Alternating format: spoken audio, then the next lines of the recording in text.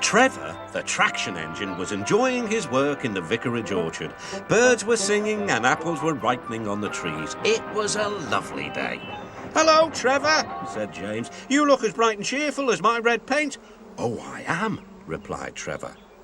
"What's that noise?" asked James. "It's the bees," laughed Trevor. "They're all in these boxy things called beehives. I'm taking them to the station. The vicar says his bees make good honey and is giving some of them to his friends." Just then, Boko, the diesel engine, hummed in. "Take care, you two. Don't make the bees angry. They might sting you." James didn't like being told what to do by a diesel, and he buzzed away. "Goodbye, Trevor," called Boko, and set off to see Duck at the next station. Bill and Ben, the tank engine twins, were busy arranging trucks, but they scampered off when they saw Boko. "I remember the first time I met those two," laughed Boko. "They nearly made my eyes pop out. Edward soon put a stop to their games." "Edward is the only one who can keep Bill and Ben in order," chuckled Duck. "I sometimes call them the bees." "A good name," replied Boko. "They're terrors when they start buzzing around." James bustled in. "What's that, Duck?" he snorted. "Are you afraid of bees? They're only insects after all, so don't let that buzzbox diesel tell you different."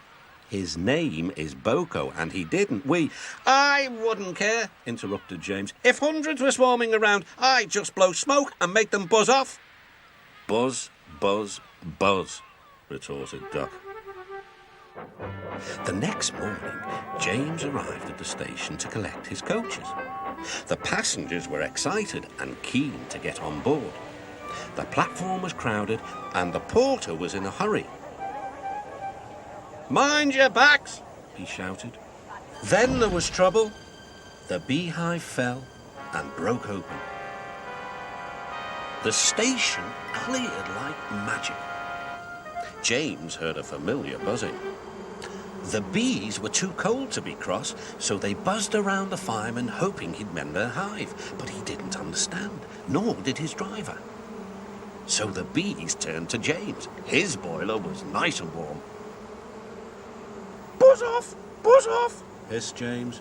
One bee burnt his foot. "Ooh, ah, phew, phew." The bee thought James had burnt him on purpose.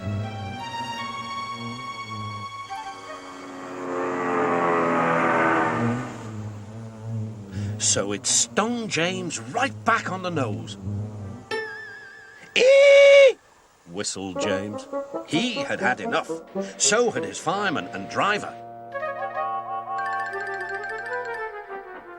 They didn't notice till too late that they had left all their coaches behind.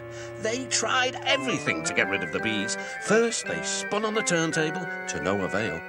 They tried washing them off, but the bees clung harder to James's warm boiler. Then they tried smoking them off by going through a long tunnel.